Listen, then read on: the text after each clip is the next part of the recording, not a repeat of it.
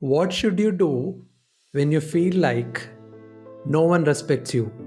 That's the topic that we are going to be taking on for this week's Monday Momentum Post. Welcome back to this channel. Thanks for being here. I'm so grateful for you to be here. This is Karthik. So let me kickstart this week's momentum by taking you or talking about this topic.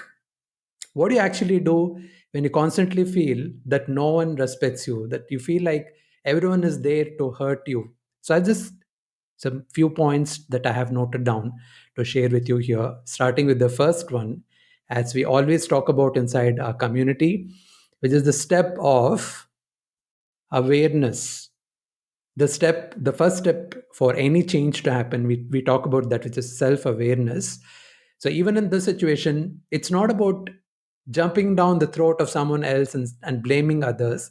The first step is to step back and reflect on what's going on in the situation. And why is this important? Because when there is a problem, and if there is a problem like this, let's say you constantly feel this person or someone you live with, they don't respect you at all. You know what you have to do? Take a step back and analyze. Am I talking about one incident that happened like once, or in the last 3 months, one incident? Or am I talking about as if that's how the reality of my life has been? What's the actual reality I am dealing with? That's our first step, to step back and analyze what's going on here. Is it like this person constantly disrespects me every time?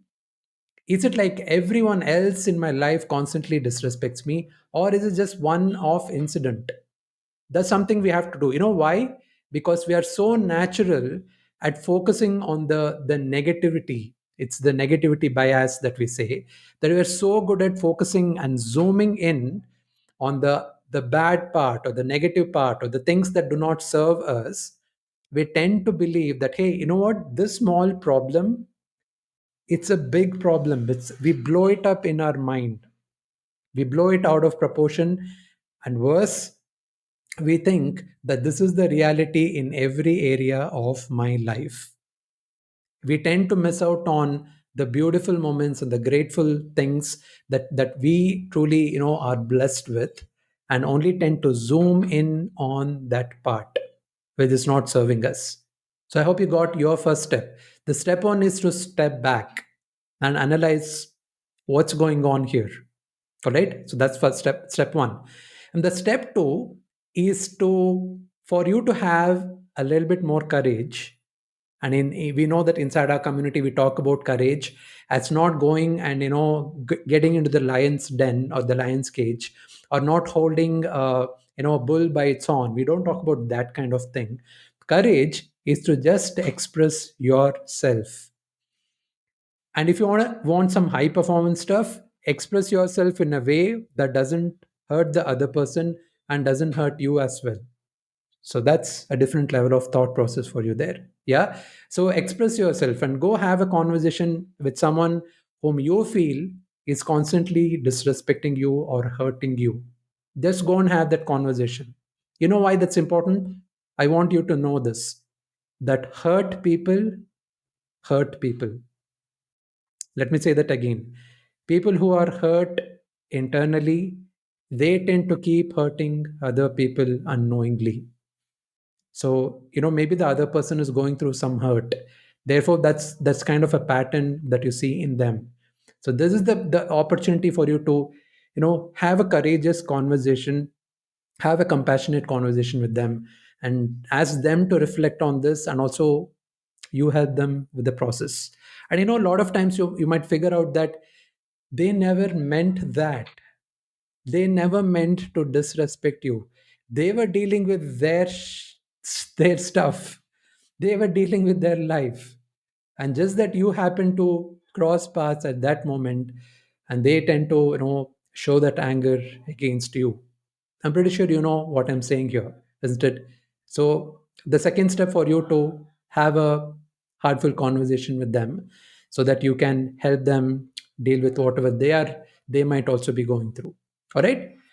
And step three, what do you think the step three might be that we constantly do inside our community, which is to become a lifelong student of personal development? Because, let's all be fair that life throws so many different curve balls at us that it becomes very tricky and very difficult for us to deal with. What do we do in that given moment, right? What should we be doing? So which means you have to constantly work on your mindset. I hope you're working on building your mindset through this video now. You have to constantly build your micro performance habits, your clarity habit, your psychological necessity, your energy habits, and then the social habits of productivity, influence, and courage. You have to constantly keep building all of that. And not just as a weekend workshop, but as a daily routine and a habit. And when you do this, you will see that you tend to not think of it this way that hey, everyone is there to get you. You tend to be a little bit more realistic, you're a little bit more self-aware, you analyze things a little better, and you tend to be a problem solver and not play out the victim card whenever that's possible.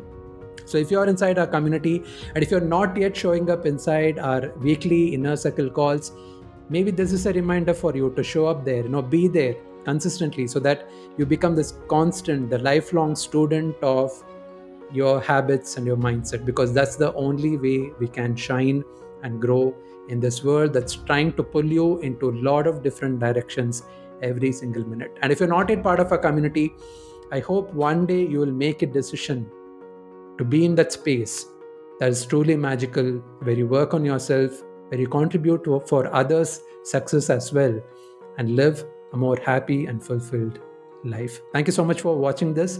Please do get subscribed if you want some awesome stuff like this, and stay in touch. And I can't wait to meet you inside our community very, very soon. Take care, and God bless you.